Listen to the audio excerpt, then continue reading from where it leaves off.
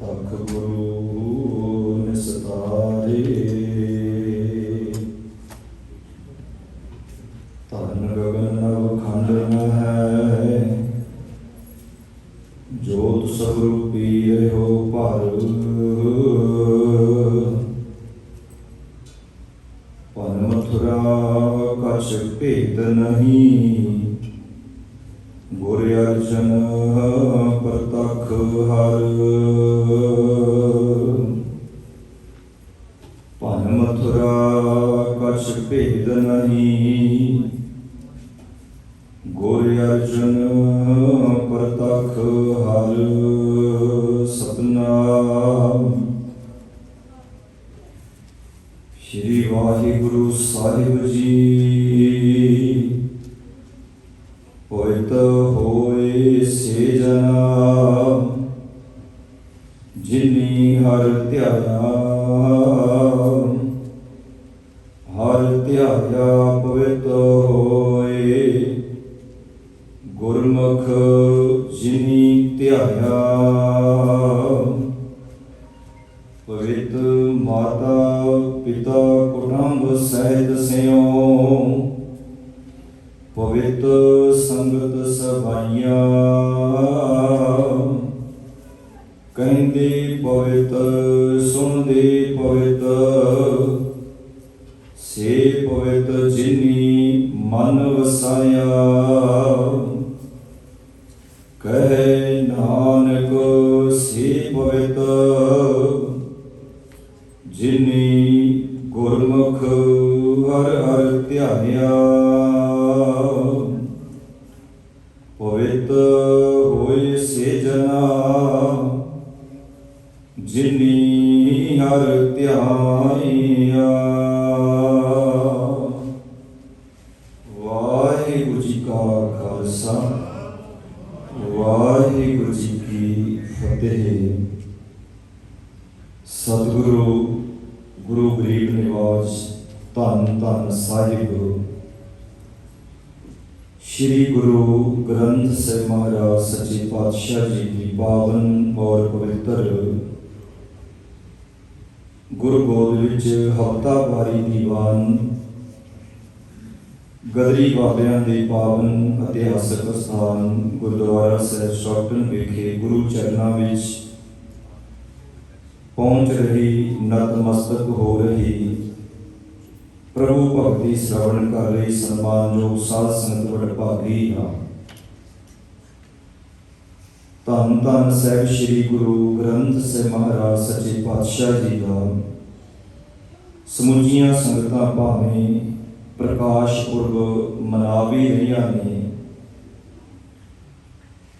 ਗੁਰੂ ਸਾਹਿਬ ਜੀ ਦੀ ਸੋਭਾ ਜਸ ਵਡਿਆਈ ਆਪੋ ਆਪਣੇ ਤਰੀਕੇ ਦੇ ਦੁਆਰਾ ਸਭ ਕਰ ਰਹੇ ਨੇ, ਪਰ ਜੋ ਸਤਿਗੁਰੂ ਗੁਰੂ ਗ੍ਰੰਥ ਸਾਹਿਬ ਮਹਾਰਾਜ ਜੀ ਦਾ ਪ੍ਰਕਾਸ਼ ਪੁਰਬ ਹੈ ਉਹ ਹੈ 1604 ਦੇ ਵਿੱਚ ਇਸ ਪਾਵਨ ਗ੍ਰੰਥ ਦੀ ਸੰਪਾਦਨਾ ਹੋਈ ਸੀ ਤੇ 1661 ਵਿਕਰਮੀ ਭਾਦੋਂ ਸੁਦੀ ਪਹਿਲੀ 1 ਸਤੰਬਰ ਨੂੰ ਧੰਨ ਸ਼੍ਰੀ ਗੁਰੂ ਗ੍ਰੰਥ ਸਾਹਿਬ ਮਹਾਰਾਜ ਸੱਚੇ ਪਾਤਸ਼ਾਹ ਦਾ ਪ੍ਰਕਾਸ਼ ਪੁਰਬ ਆ ਰਿਹਾ ਹੈ। ਸੋ ਜਿੱਥੇ ਸੰਗਤਾਂ ਪਿਛਲੇ ਦਿਨੀ ਵੀ ਮਨਾ ਰਹੀਆਂ ਨੇ, ਸਤਿਗੁਰੂ ਜੀ ਮਿਹਰ ਕਰਨ ਕਿਰਪਾ ਕਰਨ ਇਹ ਏਕਤਾ ਤੇ ਪਰਸ ਪਿਆਰ ਆਪਸੀ ਪਾਤਸ਼ਾਹੀ ਬਣਾ ਕੇ ਰੱਖਣ।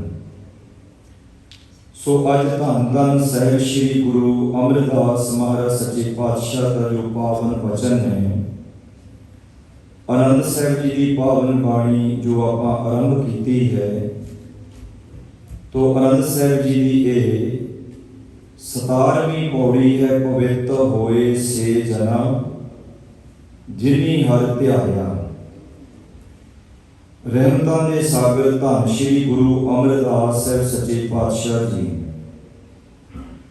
ਉਸ ਉਮਰ ਦੇ ਵਿੱਚ ਗੁਰੂ ਅਮਰਦਾਸ ਮਹਾਰਾਜ ਸੱਚੇ ਪਾਤਸ਼ਾਹ ਜੀ ਨੂੰ ਬਖਸ਼ਿਸ਼ ਹੋਈ ਜਿਸ ਉਮਰ ਦੇ ਵਿੱਚ ਜਾ ਕੇ ਸਾਨੂੰ ਆਰਾਮ ਕਰਨ ਦੀ ਲੋੜ ਹੁੰਦੀ ਹੈ।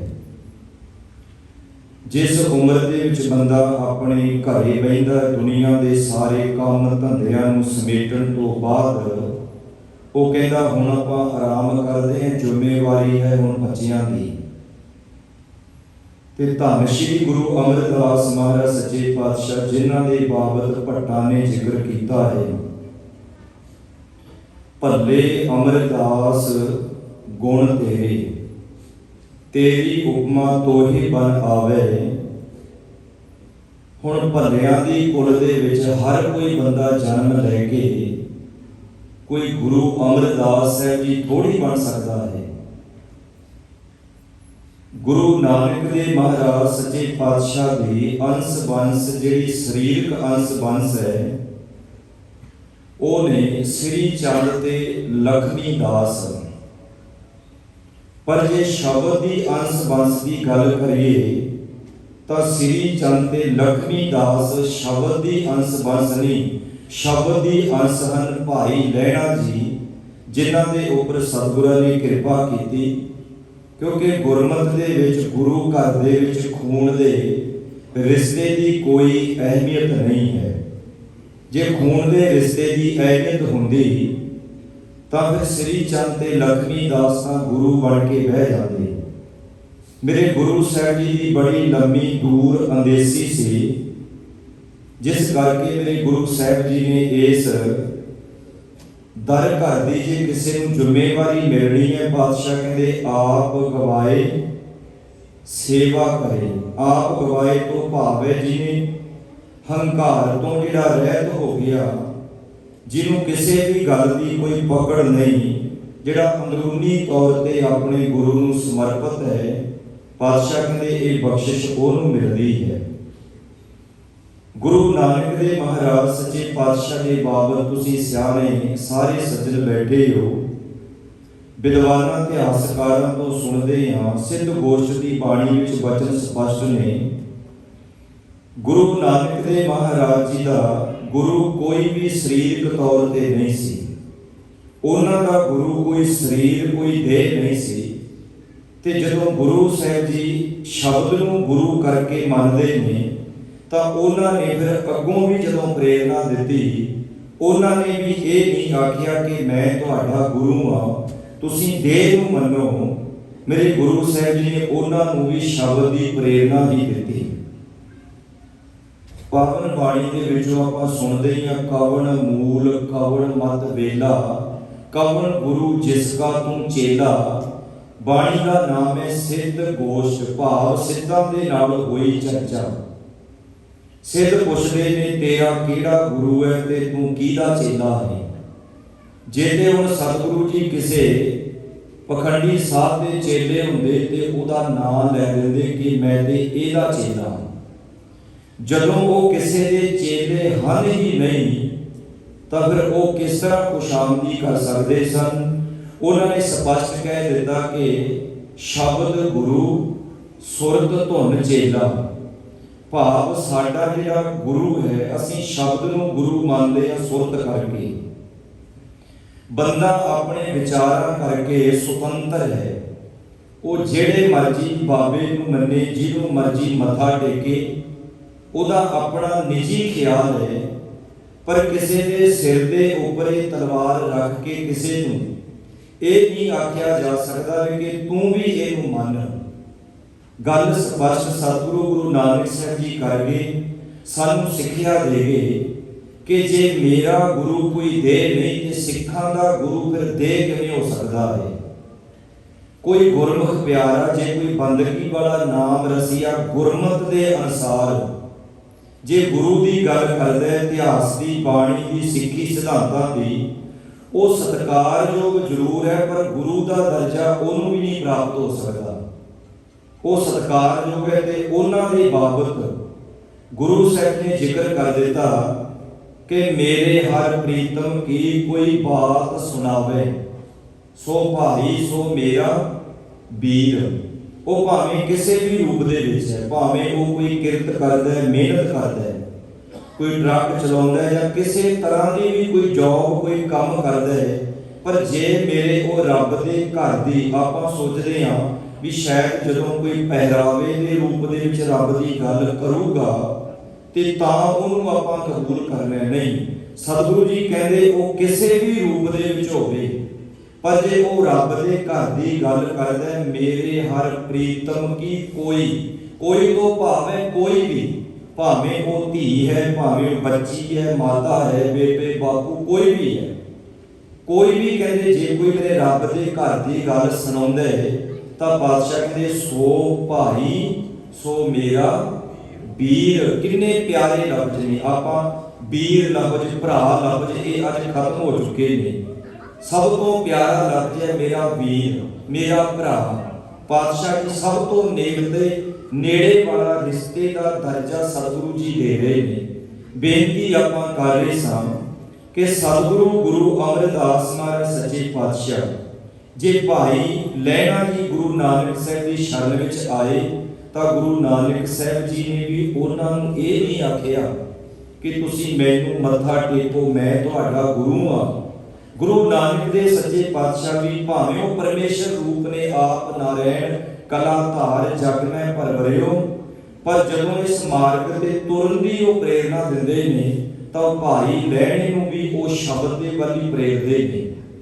ਤੇ ਜੇ ਫਿਰ ਭਾਈ ਲਹਿਣਾ ਜੀ ਗੁਰੂ ਅੰਗਦ ਦੇ ਮਹਾਰਾਜ ਜੀ ਦੇ ਰੂਪ ਵਿੱਚ ਆਉਂਦੇ ਨੇ ਤਾਂ ਫਿਰ ਗੁਰੂ ਅੰਗਦ ਦੇ ਮਹਾਰਾਜ ਜੀ ਫਿਰ ਬਾਬਾ ਅਮਰਦਾਸ ਜੀ, ਜਿਨ੍ਹਾਂ ਨੂੰ ਕਿਸੇ ਨੇ ਅਮਰੂ ਲਿਥਾਵਾ ਆਖਿਆ ਵੀ ਇਹ ਦਰ ਦਰ ਤੇ ਭਟਕ ਰਿਹਾ ਹੈ, ਤੇ ਬਾਬਾ ਅਮਰਦਾਸ ਜੀ ਨੇ ਗਿਲਾ ਨਹੀਂ ਕੀਤਾ। ਉਹ ਕਹਿੰਦੇ ਮੈਂ ਵਾਕਈ ਭਟਕ ਰਿਹਾ ਸਾਂ। ਜਦੋਂ ਮੈਂ ਭਟਕਦਾ ਸੀ ਉਦੋਂ ਮੈਂ ਆਪਣੇ ਆਪ ਨੂੰ ਕਬੂਲਦਾ ਕਿ ਮੈਂ ਭਟਕ ਰਿਹਾ।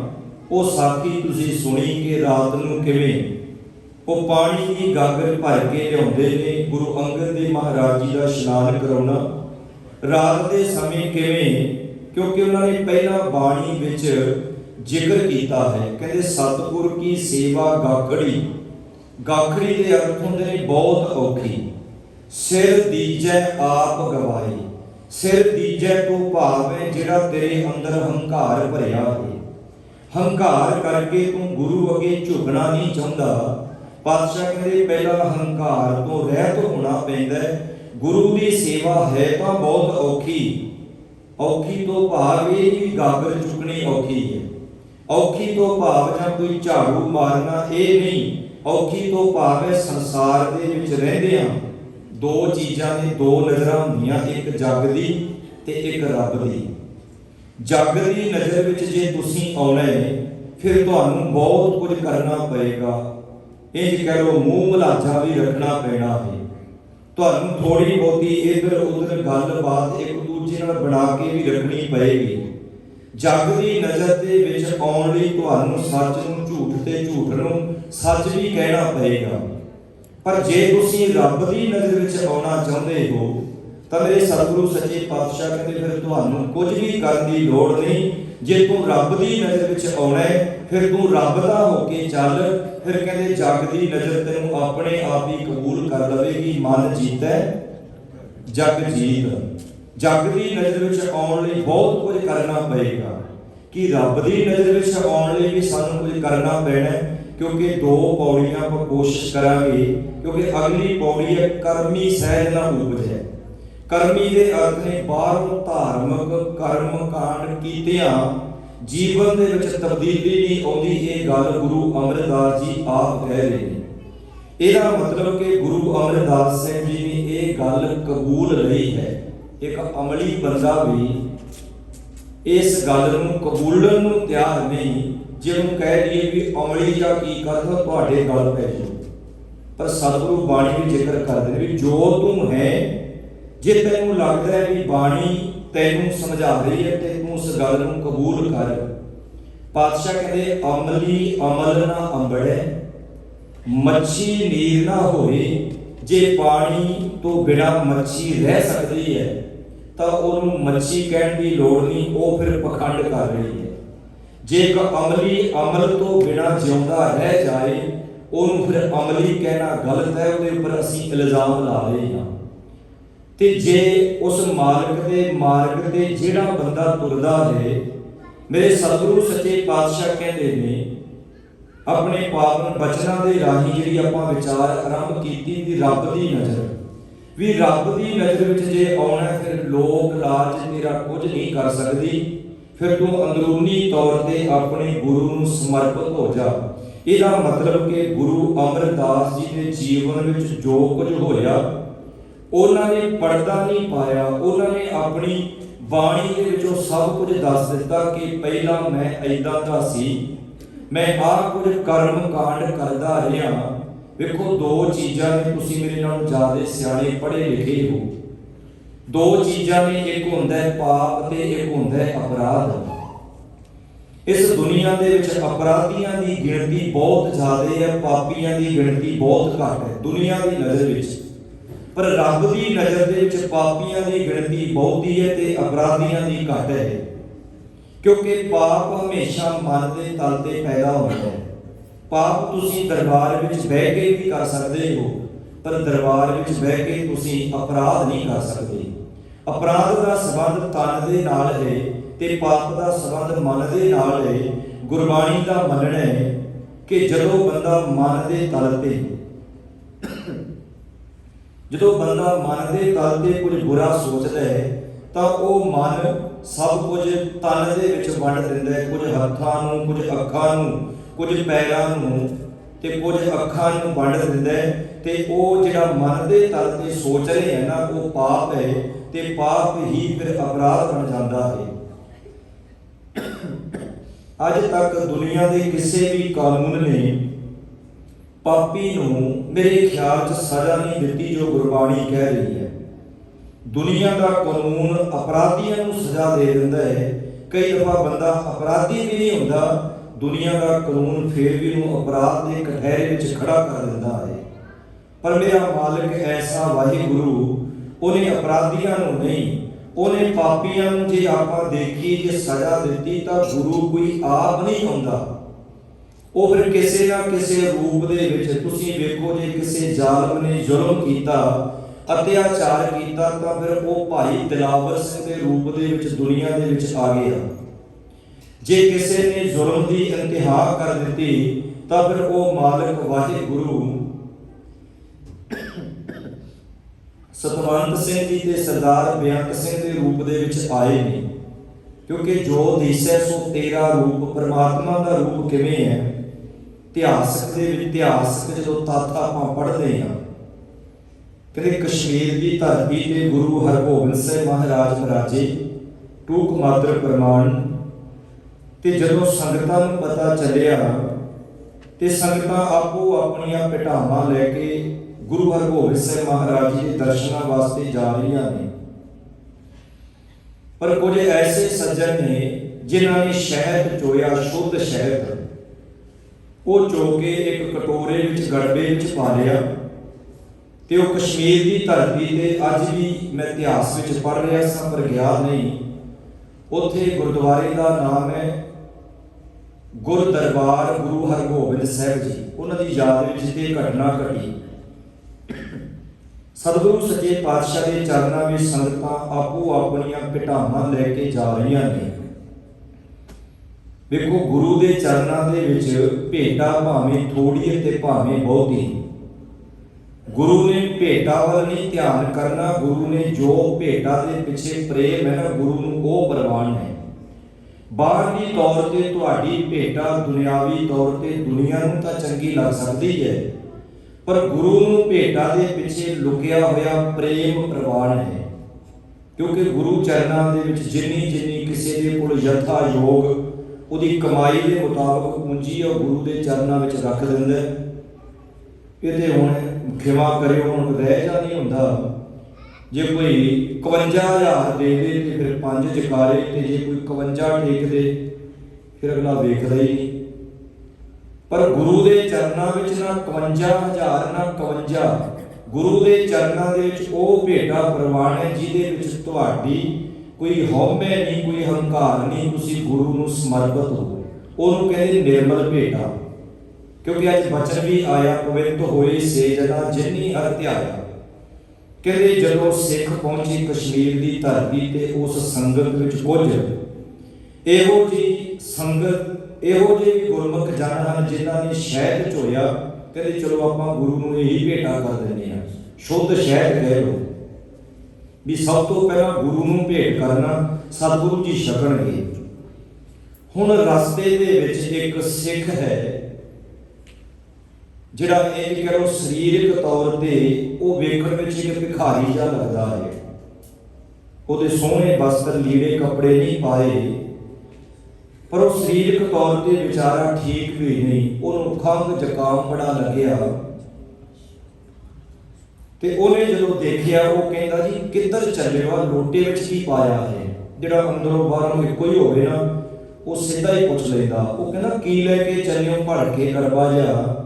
ਉਹ ਕਹਿੰਦੇ ਸ਼ਹਿਦ ਲੈ ਕੇ ਚੱਲੇ ਆ ਗੁਰੂ ਹਰਗੋਬਿੰਦ ਸਾਹਿਬ ਮਹਾਰਾਜ ਜੀ ਦੇ ਵਾਸਤੇ। ਉਹ ਕਹਿੰਦਾ ਖੰਘ ਬੜੀ ਲੱਗੀ ਹੈ ਮੈਨੂੰ, 3 ਦਿਨ ਹੋ ਗਏ ਮੈਂ ਸੁੱਤਾ ਨਹੀਂ ਤੇ ਮੈਨੂੰ ਵੀ ਕਿਸੇ ਵੈਦ ਹਕੀਮ ਨੇ ਆਖਿਆ ਅੱਜ ਵੀ ਤੁਸੀਂ ਵੇਖੋ ਵੀ ਜ਼ਿਆਦਾ ਕੋਈ ਦੇਸੀ ਇਲਾਜ ਆਪਾਂ ਇਦਾਂ ਹੀ ਕਰਦੇ ਹਾਂ ਵੀ ਸ਼ਹਿਦ ਆਦਿਕ ਜਾਂ ਅਦਰਕ ਮਿਲਾ ਲਓ, ਦੇਸੀ ਇਲਾਜ ਹੈ। ਉਹ ਕਹਿੰਦਾ ਮੈਨੂੰ ਕਿਸੇ ਹਕੀਮ ਨੇ ਆਖਿਆ ਵੀ ਸ਼ੁੱਧ ਸ਼ਹਿਦ ਚਾਹੀਦਾ ਬਈ ਜੇ ਉਹ ਤੈਨੂੰ ਕਿਤੋਂ ਮਿਲ ਜੇ ਤੇ ਤੂੰ ਉਹ ਖਾ ਲਾ ਤੇ ਤੂੰ ਠੀਕ ਹੋ ਜਾਏਗਾ। ਉਹ ਕਹਿੰਦਾ ਮੈਨੂੰ ਪਤਾ ਚੱਲਿਆ ਵੀ ਤੁਹਾਡੇ ਕੋਲ ਸ਼ੁੱਧ ਹੈ, ਇਹ ਬਿਲਕੁਲ ਨਿਰਮਲ, ਕੋਈ ਮਿਲਾਵਟ ਨਹੀਂ। ਐਵੇਂ ਇੱਕ ਚੁੰਡੀ ਛਟਾਂਕੀ ਜਾਂ ਮੈਨੂੰ ਚਟਾ ਦਿਓ ਮੈਂ ਤਾਂ ਖੰਗੜੋਂ ਹਟ ਜੂ ਨਾ। ਉਹ ਕਹਿੰਦੇ ਲੈ ਵੱਡਾ ਆਇਆ, ਤੈਨੂੰ ਕਿੱਥੋਂ ਪਹਿਲਾਂ ਚਟਾ ਦਈਏ ਸ਼ਹਿਦ। ਇਹ ਪਹਿਲਾਂ ਗੁਰੂ ਹਰਗੋਬਿੰਦ ਸਾਹਿਬ ਮਹਾਰਾਜ ਸੱਚੇ ਪਾਤਸ਼ਾਹ ਨੂੰ ਅਸੀਂ ਦੇਣਾ ਹੈ, ਪਹਿਲਾਂ ਉਹ ਭੋਗ ਲਾਉਣਗੇ, ਉਹ ਪਹਿਲਾਂ ਭੋਗ ਲਾਉਣਗੇ। ਹੁਣ ਕਈ ਦਫਾ ਘਰ ਦੇ ਵਿੱਚ ਆਪਾਂ ਪ੍ਰਸ਼ਾਦਾ ਤਿਆਰ ਕਰਦੇ ਆ ਨਾ, ਨਿਆਣੇ ਵਿਚਾਰੇ ਚੀਕਾਂ ਮਾਰਦੇ ਤੇ ਘਰ ਵਾਲੇ ਕਹਿੰਦੇ ਪਹਿਲਾਂ ਬਾਬਾ ਆਊ ਉਹਨੂੰ ਛਕਾਵਾਂਗੇ, ਪਹਿਲਾਂ ਬਾਬਾ ਭੋਗ ਲਾਓ। ਵੀ ਜਿਹੜੇ ਘਰ ਵਿੱਚ ਨਿਆਣੇ ਵੀ ਪਹਿਲਾਂ ਉਹਨਾਂ ਨੂੰ ਛਕਾਓ, ਉਹਨਾਂ ਵਿੱਚ ਵੀ ਤੇ ਰੱਬ ਵਸਦਾ ਹੈ, ਉਹਨਾਂ ਵਿੱਚ ਵੀ ਪਰਮਾਤਮਾ ਵਸ ਰਿਹਾ ਹੈ। ਜੇ ਆਪਾਂ ਗੁਰਬਾਣੀ ਵਿੱਚ ਇਹ ਪੜ੍ਹਦੇ ਹਾਂ ਕਿ ਜੋ ਦੀਸੈ ਸੋ ਤੇਰਾ ਰੂਪ, ਵੈਸੇ ਤਾਂ ਮੈਂ ਗੱਲ ਕਹਿ ਦਿੰਦਾ, ਜੇ ਗਲਤ ਹੋਵੇ ਤੇ ਮੇਰੇ ਤੋਂ ਮਾਫੀ ਮੰਗਾ ਲਿਓ। ਕੇਵਲ ਤੇ ਕੇਵਲ ਤਿਹਾਵਲ ਕੜਾਹ ਪ੍ਰਸ਼ਾਦ ਹੈ ਨਾ, ਜਿਹੜੀ ਸਾਡੀ ਤਿਹਾਵਲ ਕੜਾਹ ਪ੍ਰਸ਼ਾਦ, ਇਹਨੂੰ ਗੁਰੂ ਚਰਨਾਂ ਵਿੱਚ ਅਰਦਾਸ ਬੇਨਤੀ ਕਰਕੇ ਭੋਗ ਲੱਗਦਾ ਹੈ, ਦਰ ਪ੍ਰਵਾਨ ਹੁੰਦੀ ਹੈ। ਹੁਣ ਸੁਣ ਲਿਓ ਸਾਰੀ ਸੰਗਤ, ਘਰਾਂ ਦੇ ਵਿੱਚ ਤੁਸੀਂ ਪ੍ਰੋਗਰਾਮ ਕਰਾਉਂਦੇ ਹੋ, ਇੱਕ ਤੇ ਲਾੜੀ ਪਿਆ ਸਾਡੇ ਨਾਲ ਮਾਂ ਦਾ ਪੁੱਤ, ਉਹ ਕਹਿੰਦਾ ਤੁਸੀਂ ਅਰਦਾਸ ਨਹੀਂ ਕਰਦੇ। ਮੈਂ ਕਹਿੰਦਾ ਪ੍ਰਧਾਨ ਨੂੰ ਦੱਸੂ ਜਾ ਕੇ, ਪਤਾ ਨਹੀਂ ਪਾਲਾ ਸਿੰਘ ਜੀ ਤੁਹਾਨੂੰ ਦੱਸਿਆ ਜਾਂ ਨਹੀਂ ਜੇ ਮੈਨੂੰ ਪਤਾ ਨਹੀਂ। ਉਹ ਮੈਂ ਉਹਨੂੰ ਆਖਿਆ ਵੀ ਪਿਆਰਿਆ ਵੀ ਜਿਹੜਾ ਤੂੰ ਲੰਗਰ ਸਾਹਮਣੇ ਰੱਖਿਆ ਨਾ ਇਹ ਹੈਗਾ ਕੈਟਰਿੰਗ ਦਾ, ਵੀ ਕੈਟਰਿੰਗ ਦਾ ਜਿਵੇਂ ਉਹ ਬਣਾਉਂਦੇ ਨੇ, ਚਲੋ ਉਹਨਾਂ ਦੀ ਜੋਬ ਹੈ ਵਿਚਾਰਿਆਂ ਦੀ, ਵੀ ਇਹ ਕੈਟਰਿੰਗ ਵਾਲਾ ਹੈ। ਵੀ ਜੇ ਤੂੰ ਅਰਦਾਸ ਕਰਾਉਣੀ ਹੈ, ਵੀ ਮੈਂ ਤਾਂ ਕੇਵਲ ਤੈਨੂੰ ਬੇਨਤੀ ਕਰ ਰਿਹਾ ਵੀ ਤੁਸੀਂ ਆਪ ਪ੍ਰਸ਼ਾਦਾ ਤਿਆਰ ਕਰਕੇ ਕੋਈ ਮਾਤਾ ਭੈਣ ਫਿਰ ਆਪਾਂ ਅਰਦਾਸ ਚਲੋ ਕਰ ਸਕਦੇ ਹਾਂ ਜੇ ਤੁਹਾਡੀ ਸ਼ਰਧਾ ਭਾਵਨਾ। ਹੁਣ ਜਿਹੜਾ ਵੀ ਉਹਨਾਂ ਨੇ ਤਿਆਰ ਕੀਤਾ ਝੂਠਾ ਤੇ ਅਸੀਂ ਨਹੀਂ ਕਿਸੇ ਦਾ ਖਾਂਦੇ ਤੇ ਆਪਾਂ ਗੁਰੂ ਦੇ ਅੱਗੇ ਕੈਟਰਿੰਗ ਵਾਲਾ ਲਿਆ ਕੇ ਰੱਖ ਦਿੰਦੇ ਆ। ਮੈਨੂੰ ਖਿਮਾ ਕਰਿਓ, ਇਹ ਸਾਨੂੰ ਮਨਮਤ ਨਹੀਂ ਕਰਨੀ ਚਾਹੀਦੀ। ਜੇ ਤੁਸੀਂ ਸਹਿਮਤ ਹੋ ਤੇ ਠੀਕ ਹੈ, ਤੇ ਮਨ ਮਰਜ਼ੀ ਤੇ ਫਿਰ ਬੰਦਾ ਜਿੰਨੀ ਮਰਜ਼ੀ ਕਰ ਲੇ। ਮਨ ਮਰਜ਼ੀ ਨੂੰ ਆਪਾਂ ਕਹਿੰਦੇ ਮਨਮਤ। ਵੈਸੇ ਤਾਂ ਜੋ ਗੁਰੂ ਦਰਬਾਰ ਦੇ ਵਿੱਚ ਤਿਹਾਵਲ ਕੜਾਹ ਪ੍ਰਸ਼ਾਦੀ ਦੇਗ ਸਜ ਕੇ ਆ ਗਈ, ਉਦੋਂ ਵੱਡੀ ਗੱਲ ਕੋਈ ਨਹੀਂ। ਪ੍ਰਸ਼ਾਦਾ ਤਿਆਰ ਹੈ, ਗੁਰੂ ਦਾ ਨਾਮ ਲੈ ਕੇ ਤੁਸੀਂ ਵਰਤਾ ਸਕਦੇ ਹੋ। ਪਰ ਹੁਣ ਜਿਹੜੇ ਕੈਟਰਿੰਗ ਵਾਲੇ ਮੇਰੇ ਵੀਰ ਨੇ ਉਹ ਗੁੱਸਾ ਨਾ ਕਰਨ, ਕਿਉਂਕਿ ਉਹਨਾਂ ਦੀ ਜੌਬ ਹੈ, ਕਿਰਤ ਹੈ। ਪਰ ਉਹ ਤਾਂ ਨਹੀਂ ਨਾ ਤੁਹਾਨੂੰ ਕਹਿੰਦੇ, ਪਰ ਆਪਾਂ ਜਦੋਂ ਉਹ ਹੁਣ ਲਿਆ ਕੇ ਕਹਿੰਦੇ ਵੀ ਅਰਦਾਸ ਕਰੋ ਜੀ, ਪਤਾ ਨਹੀਂ ਪਿਰਤ ਇੱਕ ਵਾਰੀ ਪਖੰਡ ਸ਼ੁਰੂ ਕਰਨਾ ਸੌਖਾ ਹੈ, ਮੁਕਾਉਣਾ ਬਹੁਤ ਔਖਾ। ਡਾਂਗਾ ਚੱਲ ਪੈਂਦੀਆਂ ਨੇ ਪਖੰਡ ਨੂੰ ਹਟਾਉਣ ਲਈ, ਅਜੇ ਤੱਕ ਚੱਲਦੀਆਂ ਨੇ। ਖੈਰ ਜੀ ਮੈਂ ਬੇਨਤੀ ਕਰ ਰਿਹਾ ਸਾਂ, ਹੁਣ ਜਿਹੜਾ ਉਹ ਸਿੱਖ ਹੈ ਨਾ, ਉਹ ਕਹਿੰਦਾ ਗੁਰੂ ਨੂੰ ਬਾਅਦ ਛਕਾ ਦਿਓ, ਮੈਂ ਵੀ ਗੁਰੂ ਦਾ ਸਿੱਖ ਹਾਂ, ਮੈਂ ਵੀ ਗੁਰੂ ਗੁਰੂ ਜਪਦਾ ਹਾਂ। ਪਾਤਸ਼ਾਹ ਬਾਣੀ ਵਿੱਚ ਕਹਿੰਦੇ ਨੇ ਜੋ ਦੀਸੈ ਸੋ ਤੇਰਾ ਰੂਪ, ਗੁਰ ਸਿੱਖਾਂ ਏਕੋ ਪਿਆਰ, ਗੁਰ ਮਿੱਤਾਂ ਪੁੱਤਾਂ ਭਾਈਆਂ ਛਕਾ ਦਿਓ। ਮੈਂ ਤਾਂ ਖੰਘ ਕੇ, ਜਿੱਦਾਂ ਹੁਣ ਮੈਂ ਖੰਘ ਕੇ ਔਖਾ ਹੋਇਆ ਨਾ, ਮੇਰੇ ਨਾਲੋਂ ਜ਼ਿਆਦਾ ਮਨ ਚਾਹ। ਉਹ ਕਹਿੰਦਾ ਮੈਂ ਖੰਘ ਕੇ ਵੱਖੀਆਂ ਸੁੱਜ ਗਈਆਂ। ਹੁਣ ਜਿਹੜੇ ਕਈ ਮੇਰੇ ਵਰਗੇ ਵਿਚਾਰੇ ਜਿਹੜੇ ਉਹੀ ਠੇਕੇਦਾਰ ਬਣੇ ਹੁੰਦੇ, ਇੱਦਾਂ ਦੇ ਵੀ ਹੁੰਦੇ ਵਿੱਚ, ਉਹ ਕਹਿੰਦੇ ਜਾ ਪਰਾਂ ਹੋ ਜਾ, ਚਲੇ ਗਏ ਗੁਰੂ ਹਰਗੋਬਿੰਦ ਸਾਹਿਬ ਮਹਾਰਾਜ ਜੀ ਦੇ ਕੋਲ। ਸਤਿਗੁਰੂ ਜੀ ਸਿੰਘਾਸਣ ਤੇ ਸਜੇ ਨੇ, ਜਾਣੀ ਜਾਣ ਸਤਿਗੁਰੂ ਅੰਤਰ ਜਾਮੀ ਜਾਣੇ, ਬਿਨ ਬੋਲਤ ਆਪ ਪਛਾਨੇ ਨੇ। ਪਾਤਸ਼ਾਹ ਨੇ ਸਭ ਤੋਂ ਪਹਿਲੀ ਆਵਾਜ਼ ਉਹਨਾਂ ਸੰਗਤਾਂ ਨੂੰ ਮਾਰੀ ਜਿਨ੍ਹਾਂ ਦੇ ਹੱਥ ਵਿੱਚ ਇੱਕ ਲੋਟਾ ਸੀ, ਉੱਪਰੋਂ ਢਕਿਆ ਹੋਇਆ ਸੀ, ਬੰਨਿਆ ਹੋਇਆ ਸੀ। ਬੜੀ ਉਹਨਾਂ ਦੀ ਬਾਹਰੋਂ ਬੜੀ ਸ਼ਰਧਾ ਸੀ, ਪਰ ਅੰਦਰ ਸ਼ਰਧਾ ਨਹੀਂ ਸੀ। ਬਾਣੀ ਦਾ ਸ਼ਬਦ ਆਪਾਂ ਸਮਝਾਂਗੇ, ਕਰਮੀ ਸਹਿਜ ਨਾ ਉਪਜੈ। ਸਤਿਗੁਰੂ ਕਹਿੰਦੇ ਭਾਈ ਲਿਆਓ, ਤੁਸੀਂ ਲਿਆਓ, ਕੀ ਲੈ ਕੇ ਆਏ ਹੋ, ਛਕੀਏ। ਬੜੇ ਚਾਈ ਨਾਲ ਸਤਿਗੁਰਾਂ ਦੇ ਅੱਗੇ ਲਿਆ ਕੇ ਲੋਟਾ ਖੋਲਿਆ। ਇਤਿਹਾਸਕ ਤੱਥ ਨੇ। ਸਤਿਗੁਰਾਂ ਦੇ ਚਰਨਾਂ ਦੇ ਵਿੱਚ ਰੱਖਿਆ ਤੇ ਜਿਉਂ ਹੀ ਉਹ ਕੱਪੜਾ ਹਟਾਇਆ, ਇਤਿਹਾਸ ਇਹ ਕਹਿੰਦਾ ਮੈਂ ਨਹੀਂ, ਕਹਿੰਦੇ ਉਹਦੇ ਵਿੱਚ ਨਾ ਕਿਰਮ ਚੱਲ ਰਹੇ ਸਨ। ਪਾਤਸ਼ਾਹ ਕਹਿੰਦੇ ਆਹ ਕੀ ਲੈ ਕੇ ਆਏ ਹੋ ਤੁਸੀਂ? ਕਹਿੰਦੇ ਜੀ ਲੈ ਕੇ ਤਾਂ ਅਸੀਂ ਸ਼ੁੱਧ ਸ਼ਹਿਦ ਮਖਿਆਲ ਲੈ ਕੇ ਆਏ ਸਾਂ।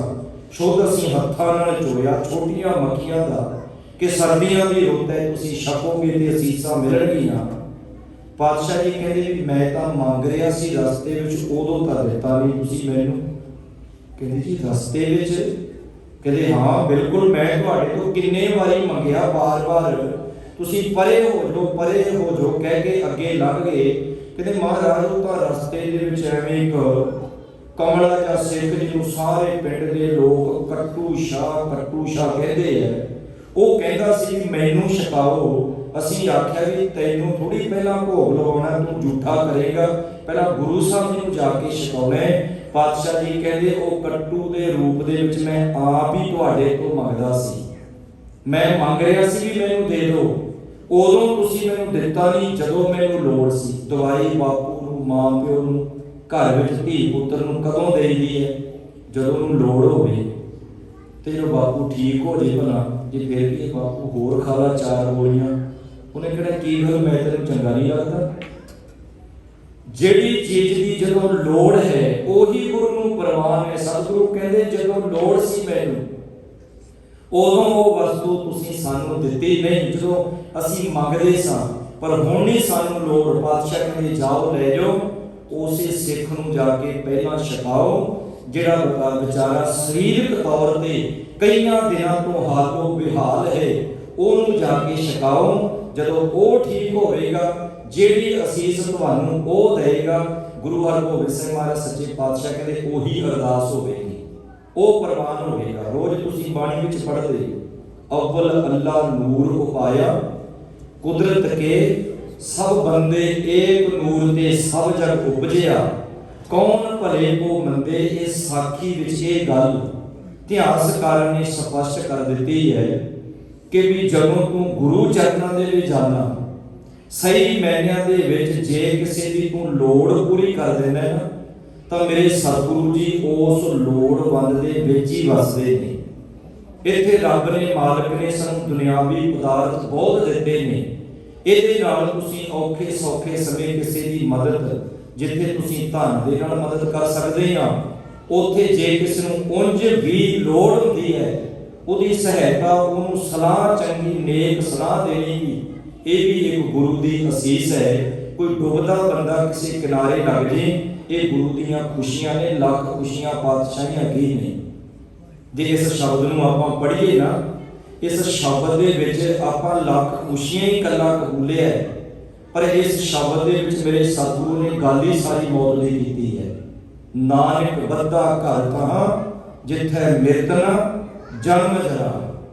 ਖੈਰ ਇੱਥੇ ਗੁਰੂ ਅਮਰਦਾਸ ਸਾਹਿਬ ਸੱਚੇ ਪਾਤਸ਼ਾਹ, ਬਖਸ਼ਿਸ਼ਾਂ ਦੇ ਮਾਲਕ, ਰਹਿਮਤਾਂ ਦੇ ਸਾਗਰ, ਜਿਸ ਗੁਰੂ ਦੇ ਬਾਰੇ ਜਿਵੇਂ ਭਾਈ ਸਾਹਿਬ ਜੀ ਮੁਕੇਰੀਆ ਜੀ ਤੁਹਾਨੂੰ ਦੱਸ ਹੀ ਰਹੇ ਸਨ, ਸੋਸ਼ਲ ਮੀਡੀਆ ਰਾਹੀਂ ਤੁਹਾਨੂੰ ਸਾਰਿਆਂ ਨੂੰ ਪਤਾ ਹੈ ਵੀ ਕਿਵੇਂ ਉਹ ਗਾਉਣ ਵਾਲਾ ਜਿਹਨੂੰ ਕਹਿੰਦੇ ਬਾਬਾ ਬੋੜ, ਮੈਂ ਕਹਿੰਦਾ ਤਾਂ ਪਿੱਪਲ ਵੀ ਨਹੀਂ, ਤੁਸੀਂ ਬੋੜ ਕਹੀ ਜਾਂਦੇ ਉਹਨੂੰ, ਵੀ ਬਾਬਾ ਬੋੜ ਜੀ ਨੇ ਬੜੀ ਪੰਜਾਬ ਦੀ ਸੇਵਾ ਕੀਤੀ।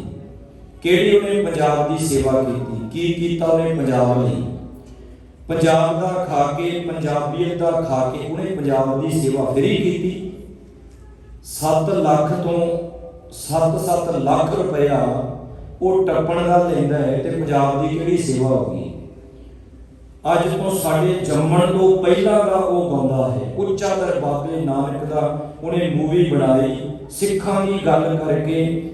ਉੱਚਾ ਦਰ ਬਾਬੇ ਨਾਨਕ ਦਾ ਮੈਂ ਸੋਭਾ ਸੁਣ ਕੇ ਆਇਆ, ਤੇ ਮੱਥਾ ਉਹਨੂੰ ਨਕੋਦਰ ਵਾਲੇ ਥੁੱਕਲੇ ਨੂੰ ਜਾ ਕੇ ਦੇਖਦਾ ਵੀ ਇਹ ਮੇਰਾ ਗੁਰੂ ਹੈ, ਤੇ ਉਹਦੀ ਤੁਲਨਾ ਉਹ ਕਰਦਾ ਧੰਨ ਸ਼੍ਰੀ ਗੁਰੂ ਅਮਰਦਾਸ ਸੱਚੇ ਪਾਤਸ਼ਾਹ ਦੇ ਨਾਲ।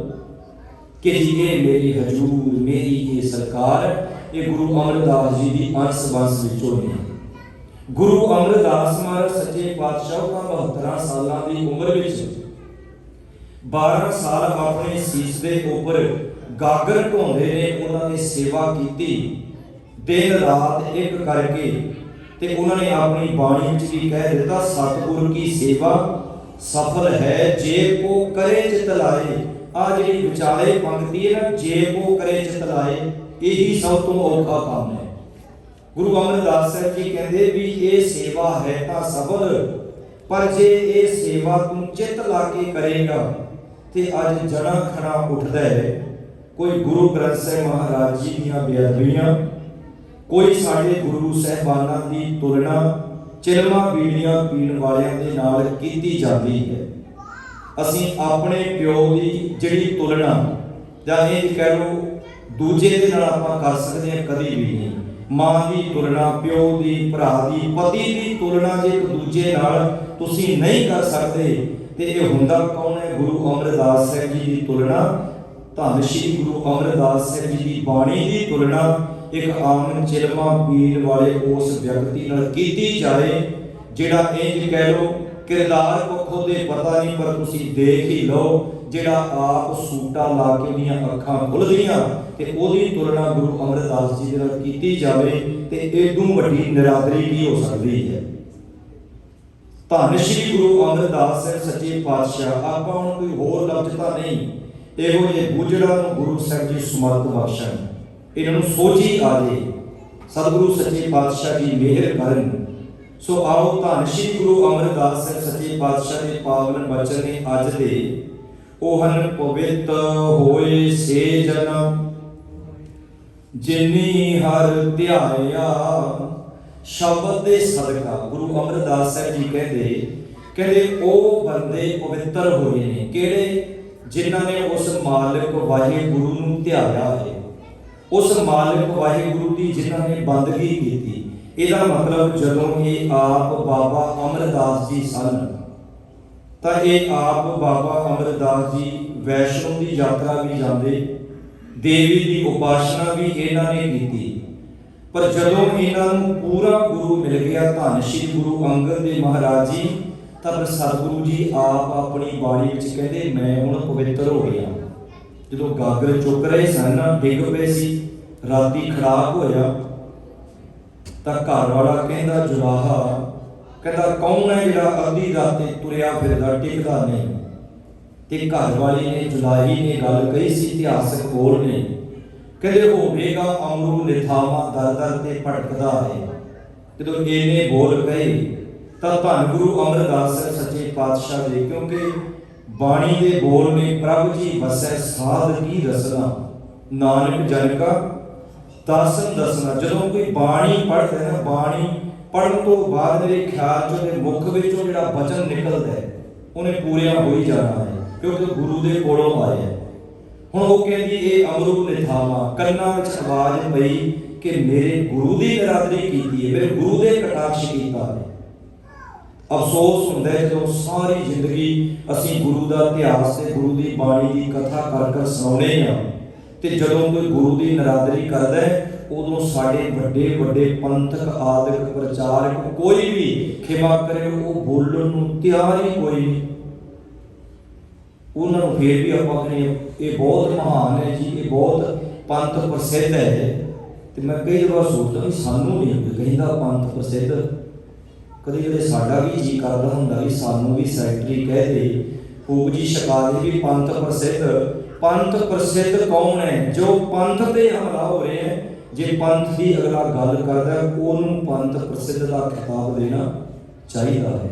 मैं केवल बेनती कर रहा कर किताबा नहीं, पर गुरु अमरदास सच्चे पातशाह के कन्ना में आवाज़ पई कि इन्हों ने मेरे गुरु अंगद देव महाराज जी की निरादरी की है। मेरे गुरु अंगद देव महाराज जी को आख्या कि ਇਹਦਾ गुरु ही कोई नहीं। तो धन गुरु अमरदास सच्चे पातशाह कहने लगे, कहते ऐ कमली मेरे गुरु की शान के खिलाफ तू क्या भक्ति है? इतिहासक बचन कहते की बकवास कर रही है। इन्ना ही बचन किया, कहते कमली किया ना ਤਾਂ ਉਹ ਸੱਚ ਜਾਣਿਓ ਦਿਮਾਗੀ ਸੰਤੁਲਨ ਗਵਾ ਬੈਠੀ, ਚੀਕਾਂ ਮਾਰਦੀ ਹੈ ਆਪਣੇ ਵਾਲ ਖੋਲੇ। ਧੰਨ ਗੁਰੂ ਅਮਰਦਾਸ ਸਾਹਿਬ ਗੁਰੂ ਅੰਗਦ ਦੇਵ ਮਹਾਰਾਜ ਜੀ ਸ਼ਰਨ ਵਿੱਚ ਆ ਗਏ, ਕਿਉਂਕਿ ਉਹ ਜਿਹੜੀ ਖੱਡੀ ਹੈ ਇਤਿਹਾਸਕ ਸਥਾਨ ਤੁਸੀਂ ਦਰਸ਼ਨ ਕਰਦੇ ਹੀ ਹੋ ਜਿੱਥੇ ਡਿੱਗੇ ਸਨ ਸਤਿਗੁਰੂ ਜੀ। ਜਦੋਂ ਆਏ ਤਾਂ ਗੁਰੂ ਅੰਗਦ ਦੇਵ ਮਹਾਰਾਜ ਕਹਿੰਦੇ ਅਮਰਦਾਸ ਜੀ ਅੱਜ ਬੜੀ ਦੇਰ ਕਰ ਦਿੱਤੀ, ਕੀ ਗੱਲ? ਸਤਿਗੁਰੂ ਜਾਣਦੇ ਨੇ, ਪੁੱਛਦੇ ਨਹੀਂ ਬੜੀ ਦੇਰ ਕਰ ਦਿੱਤੀ, ਪੁੱਛਣਾ ਚਾਹੁੰਦੇ ਵੀ ਹੋਇਆ ਕੀ? ਪਤਾ ਤਾਂ ਹੈ ਪਰ ਸੰਗਤ ਵਿੱਚ ਗੱਲ ਚੱਲ ਰਹੀ ਹੈ ਕਿ ਗੁਰਤਾ ਗੱਦੀ ਕਿਹਨੂੰ ਮਿਲੇਗੀ। ਪਰ ਧੰਨ ਗੁਰੂ ਅਮਰਦਾਸ ਸਾਹਿਬ ਸੱਚੇ ਪਾਤਸ਼ਾਹ ਗੁਰ ਪਦਵੀ ਨਹੀਂ ਮਿਲੀ ਪਰ ਅਵਸਥਾ ਬਣ ਚੁੱਕੀ ਹੈ, ਕੇਵਲ ਐਲਾਨ ਹੋਣਾ ਗੁਰੂ ਦੇ ਮੁਖ ਵਿੱਚੋਂ। ਤਾਂ ਉਸ ਨੇ ਬਾਬਾ ਅਮਰਦਾਸ ਜੀ ਕਹਿਣ ਲੱਗੇ ਜੀ ਅੱਜ ਮੈਂ ਡਿੱਗ ਪਿਆ ਸੀ। ਤਾਂ ਗੁਰੂ ਅੰਗਦ ਦੇਵ ਮਹਾਰਾਜ ਕਹਿੰਦੇ ਚੰਗਾ ਹੋਇਆ। ਹੁਣ ਜਿਹੜੇ ਸੁਣਦੇ ਹੋ ਤਾਂ ਕਹਿੰਦੇ ਹੈ ਬਾਬਾ ਅਮਰਦਾਸ ਸੇਵਾ ਸਿਮਰਨ ਦੇ ਪੁੰਜ ਡਿੱਗ ਪਏ, ਕਹਿਣਾ ਤੇ ਇਹ ਸੀ ਮਾੜਾ ਹੋਇਆ, ਪਰ ਇਹ ਕਹਿੰਦੇ ਚੰਗਾ ਹੋਇਆ। ਦਰਅਸਲ ਕਈ ਦਫਾ ਅਸੀਂ ਜੋ ਸੁਣਦੇ ਹਾਂ ਨਾ ਉਹ ਸਾਡੀ ਸਮਝ ਤੋਂ ਬਾਹਰ ਹੁੰਦਾ ਹੈ। ਜਦੋਂ ਗੁਰੂ ਅੰਗਦ ਦੇਵ ਮਹਾਰਾਜ ਕਹਿੰਦੇ ਚੰਗਾ ਹੋਇਆ ਡਿੱਗ ਪਏ, ਤੇ ਅੱਗੋਂ ਬਾਬਾ ਅਮਰਦਾਸ ਜੀ ਨੇ ਇਹ ਨਹੀਂ ਆਖਿਆ ਜੀ ਐਦਾਂ ਕਿਉਂ ਕਹਿੰਦੇ ਹੋ, ਹੱਥ ਜੋੜ ਕੇ ਗਲ ਵਿੱਚ ਪੱਲਾ ਪਾ ਕੇ ਖਲੋਤੇ ਰਹੇ, ਕਿਉਂਕਿ ਗੁਰੂ ਦੀ ਰਮਜ ਕੇਵਲ ਸੇਵਕ ਜਾਣ ਸਕਦਾ, ਦੂਜੇ ਨਹੀਂ। ਗੁਰੂ ਅੰਗਦ ਦੇਵ ਮਹਾਰਾਜ ਸੱਚੇ ਪਾਤਸ਼ਾਹ ਕਹਿੰਦੇ ਬਾਬਾ ਅਮਰਦਾਸ ਜੀ ਜਿੱਥੇ ਤੁਸੀਂ ਸਰੀਰਕ ਤੌਰ ਤੇ ਡਿੱਗੇ ਹੋ ਉੱਥੇ ਤੁਹਾਡੀ ਅੱਜ ਹਉਮੈ ਤੇ ਹੰਕਾਰ ਵੀ ਡਿੱਗ ਪਿਆ, ਤੇ ਜਿੱਥੇ ਹੰਕਾਰ ਖਤਮ ਹੋ ਜੇ ਉੱਥੇ ਮੇਰਾ ਵਾਸਾ ਹੋ ਜਾਂਦਾ ਹੈ। ਇਸ ਲਈ ਅੱਜ ਤੋਂ ਬਾਅਦ ਤੁਹਾਡੇ ਤੇ ਮੇਰੇ ਵਿੱਚ ਕੋਈ ਫਰਕ ਨਹੀਂ। ਅੱਜ ਜੋ ਵੀ ਤੁਸੀਂ ਆਪਣੇ ਮੁਖ ਤੋਂ ਬਚਨ ਕਹੋਗੇ ਉਹ ਤੁਹਾਡਾ ਅਟੱਲ ਹੋ ਜਾਣਾ ਹੈ। ਕਹਿੰਦੇ ਇੰਨੇ ਸਮੇਂ ਨੂੰ ਦਿਨ ਚੜਿਆ ਤੇ ਉਹ ਦੋਵੇਂ ਪਤੀ ਪਤਨੀ ਵੀ ਆ ਗਏ, ਉਹ ਰੋਂਦੀ ਆ ਰਹੀ ਹੈ। ਤਾਂ ਧੰਨ ਗੁਰੂ ਅੰਗਦ ਦੇਵ ਮਹਾਰਾਜ ਸੱਚੇ ਪਾਤਸ਼ਾਹ ਕਹਿੰਦੇ ਬਾਬਾ ਅਮਰਦਾਸ ਜੀ ਇਹਨਾਂ ਨੂੰ ਬਚਨ ਕਰੋ, ਇਹਨਾਂ ਤੋਂ ਜਾਣੇ ਅਣਜਾਣੇ ਜੋ ਗਲਤੀ ਹੋਈ ਹੈ, ਜੋ ਸ਼ੁੱਧ ਬੁੱਧ ਇਹਨਾਂ ਦੀ ਭੁੱਲ ਵਿਸਰ ਗਈ ਹੈ। ਇਤਿਹਾਸ ਇਹ ਕਹਿੰਦਾ ਗੁਰੂ ਚਰਨਾਂ ਵਿੱਚ ਆ ਕੇ ਖਿਮਾ ਮੰਗੀ ਤੇ ਫਿਰ ਸਰੀਰਕ ਤੇ ਦਿਮਾਗੀ ਤੌਰ ਤੇ ਫਿਰ ਉਹ ਦੁਬਾਰਾ ਠੀਕ ਹੋਈ। ਇਤਿਹਾਸਕ ਬੋਲ ਨੇ। ਤੇ ਮੇਰੇ ਗੁਰੂ ਅਮਰਦਾਸ ਸਾਹਿਬ ਜੀ ਜੋ ਜੀਵਨ ਵਿੱਚ ਵੇਖਿਆ ਵਾਚਿਆ ਉਹ ਆਪਣੀ ਬਾਣੀ ਦੇ ਵਿੱਚ ਉਹਨਾਂ ਲਿਖ ਦਿੱਤਾ ਕਿ ਪਵਿੱਤਰ ਕਿਹੜੇ ਬੰਦੇ ਹੋਵੇ। ਪਵਿੱਤ ਹੋਵੇ ਸੇ ਜਨਾ ਭਾਵ ਸ਼ਬਦ ਦੇ ਸਦਕਾ ਉਹ ਬੰਦੇ ਸੰਸਾਰ ਦੇ ਵਿੱਚ ਮਨ ਦੇ ਤਲ ਤੇ ਪਵਿੱਤਰ ਹੋ ਗਏ ਜਿਨ੍ਹਾਂ ਹਰਿ ਧਿਆਇਆ, ਜਿਨ੍ਹਾਂ ਨੇ ਹਰੀ ਪਰਮਾਤਮਾ ਦਾ ਨਾਮ ਜਪਿਆ। ਮਾਘ ਮੱਜਨ ਸੰਗ ਸਾਧੂਆਂ ਧੂੜੀ ਕਰ ਇਸ਼ਨਾਨ, ਹਰ ਕਾ ਨਾਮ ਧਿਆਏ ਸੁਣ ਸਭਨਾਂ ਨੂੰ ਕਰਦਾਨ। ਕਿ ਜਿਹੜੀ ਗੱਲ ਗੁਰੂ ਦੀ ਸੁਣੀ ਉਹ ਕਹਿੰਦੇ ਗੁਰੂ ਦੀ ਗੱਲ ਤੂੰ ਅੱਗੇ ਵੀ ਦੱਸ। ਪਵਿੱਤ ਹੋਏ ਸੇਜਣਾ ਧੂੜੀ ਕਰ ਇਸ਼ਨਾਨ।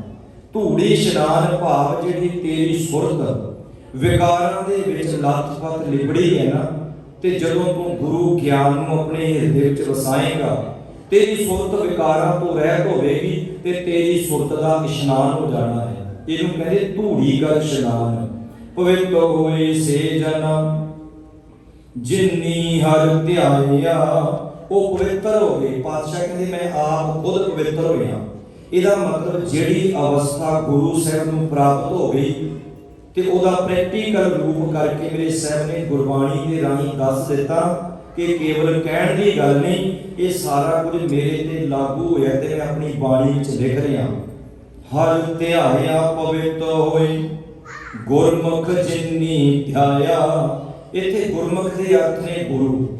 ਜਿਹੜੀਆਂ ਜੀਵ ਰੂਪ ਇਸਤਰੀਆਂ ਆਪਣੇ ਗੁਰੂ ਦੀ ਸ਼ਰਨ ਵਿੱਚ ਸੁਰਤ ਸ਼ਬਦ ਦੇ ਨਾਲ ਜੁੜ ਗਈ ਤੇ ਉਹ ਪਵਿੱਤਰ ਹੋ ਗਏ ਆਤਮਿਕ ਤੌਰ ਤੇ ਪਵਿੱਤਰ। ਇੱਥੇ ਸਰੀਰ ਦੀ ਪਵਿੱਤਰਤਾ ਦੀ ਗੱਲ ਨਹੀਂ।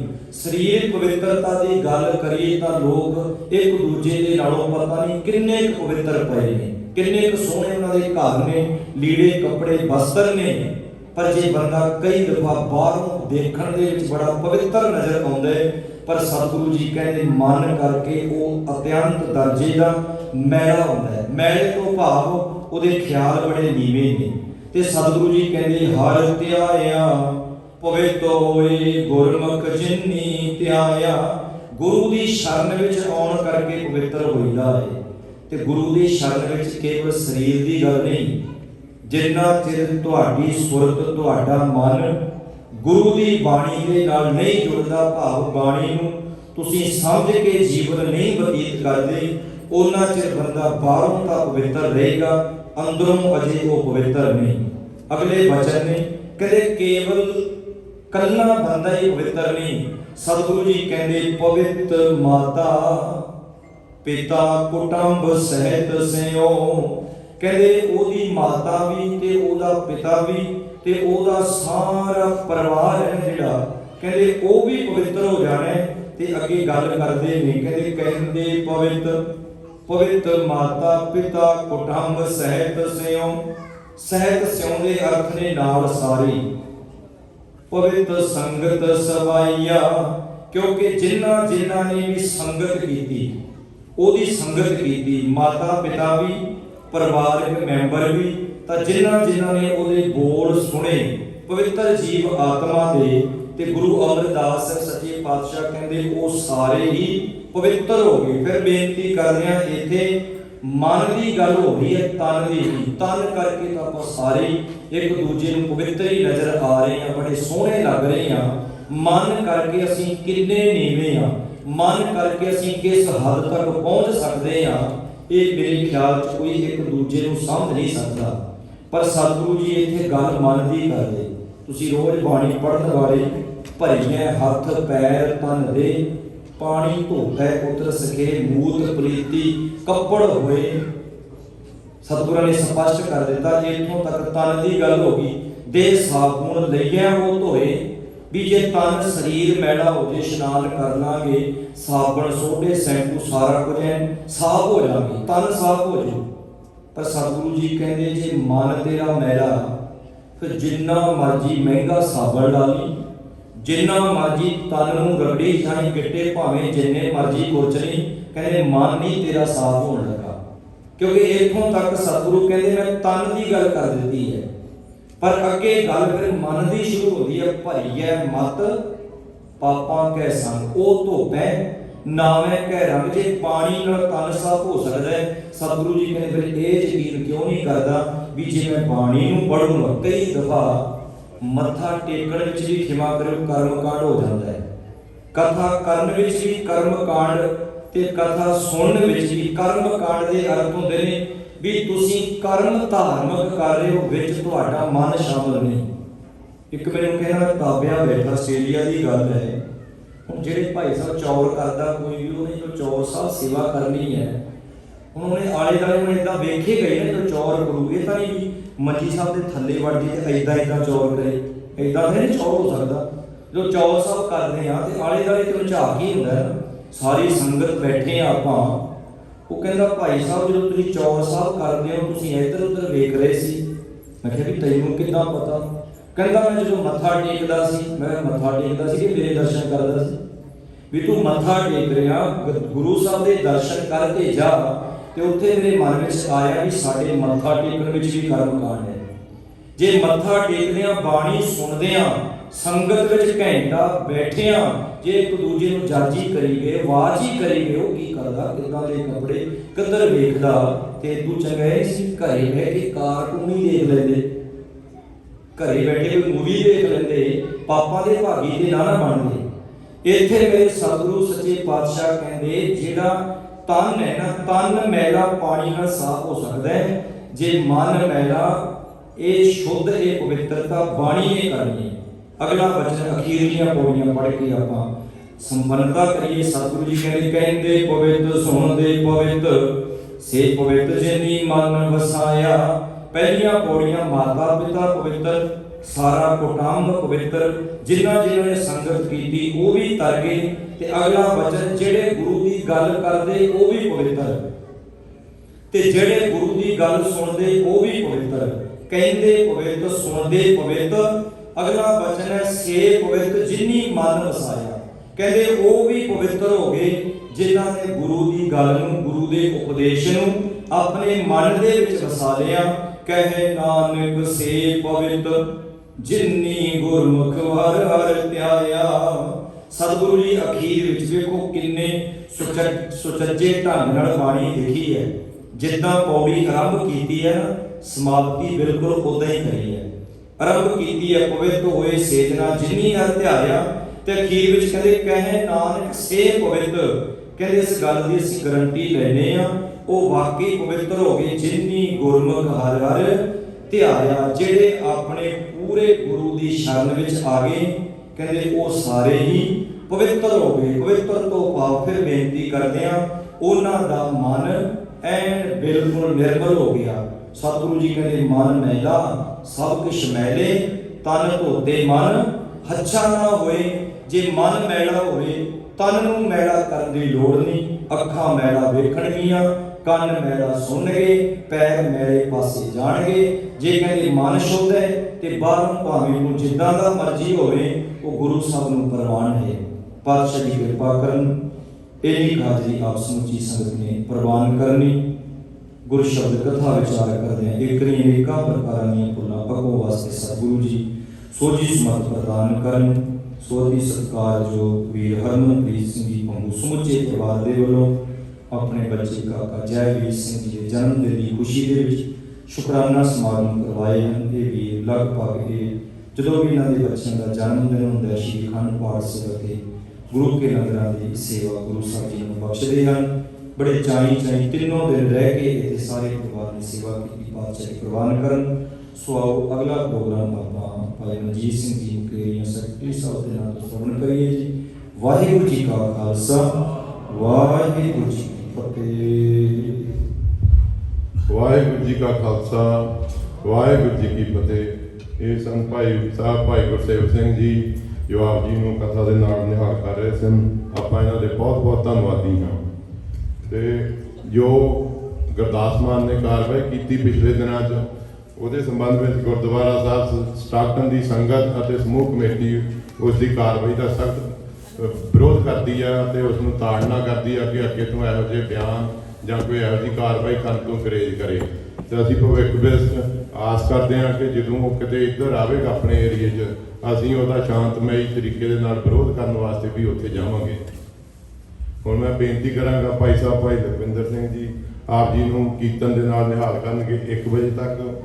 ਜਦ ਤੱਕ ਉਹ ਸਟੇਜ ਤੇ ਸੱਜਦੇ ਹਨ ਭਾਈ ਸਾਹਿਬ ਹੁਣਾਂ ਵੱਲੋਂ ਇੱਕ ਅਕੈਡਮੀ ਚਲਾਈ ਜਾ ਰਹੀ ਹੈ ਇੰਡੀਆ ਦੇ ਵਿੱਚ ਸ੍ਰੀ ਗੁਰੂ ਗੋਬਿੰਦ ਸਿੰਘ ਜੀ ਪਰਿਵਾਰ ਗੁਰਮਤਿ ਸੰਗੀਤ ਅਕੈਡਮੀ ਪਟਿਆਲਾ ਸ਼ੇਰਾਂਵਾਲੀ ਗੇਟ। ਉੱਥੇ 85 ਬੱਚੇ ਇਸ ਵੇਲੇ ਫ੍ਰੀ ਆਫ ਕਾਸਟ ਕੀਰਤਨ ਸਿੱਖ ਰਹੇ ਨੇ। ਭਾਈ ਸਾਹਿਬ ਨਾਲ ਨੂੰ ਬੇਨਤੀ ਹੈ ਕਿ ਉਹ ਮੰਡੇ ਤੋਂ ਮਤਲਬ ਸੋਮਵਾਰ ਤੋਂ ਲੈ ਕੇ ਵੀਰਵਾਰ ਤੱਕ ਕਿਸੇ ਵੀ ਬੱਚੇ ਨੇ ਮਾਈ ਭਾਈ ਨੇ ਕਿਸੇ ਨੇ ਕੀਰਤਨ ਸਿੱਖਣਾ ਹੋਵੇ ਉਹ ਇੱਥੇ ਅਵੇਲੇਬਲ ਹਨ। ਸੋ ਨੋਟ ਕਰ ਲਿਓ ਜਾਂ ਉਹਨਾਂ ਦੇ ਨਾਲ ਸੰਪਰਕ ਕਰਿਓ। ਮੰਡੇ ਤੋਂ ਲੈ ਕੇ ਥਰਸਡੇ ਤੱਕ ਕੋਈ ਵੀ ਭਾਈ ਸਾਹਿਬ ਉਹਨਾਂ ਤੋਂ ਕੀਰਤਨ ਸਿੱਖ ਸਕਦਾ ਹੈ। ਤੇ ਜਿਹੜੀ ਉਹ ਆਪਣੀ ਗੁਰਮਤਿ ਸੰਗੀਤ ਅਕੈਡਮੀ ਚਲਾ ਰਹੇ ਨੇ ਜੇ ਕਿਸੇ ਨੇ ਉਹਦੇ ਵਿੱਚ ਸੇਵਾ ਕਰਨੀ ਹੋਏ ਤਾਂ ਸਾਡੇ ਇੱਥੇ ਪਿੱਛੇ ਸਾਡੇ ਕੋਲ ਰਸੀਦ ਬੁੱਕ ਪਈ ਆ ਉਹ ਸਾਨੂੰ ਸਾਡੇ ਨਾਲ ਸੰਪਰਕ ਕਰ ਸਕਦਾ। ਅਸੀਂ ਉਹਨਾਂ ਨੂੰ ਰਸੀਦ ਕੱਟ ਕੇ ਦੇਵਾਂਗੇ। ਆਓ ਭਾਈ ਸਾਹਿਬ ਭਾਈ ਲਖਵਿੰਦਰ ਸਿੰਘ ਜੀ 1 ਵਜੇ ਤੱਕ ਕੀਰਤਨ ਨਾਲ ਨਿਹਾਲ ਕਰਨਗੇ। ਵਾਹਿਗੁਰੂ ਜੀ ਕਾ ਖਾਲਸਾ ਵਾਹਿਗੁਰੂ ਜੀ ਕੀ ਫਤਿਹ।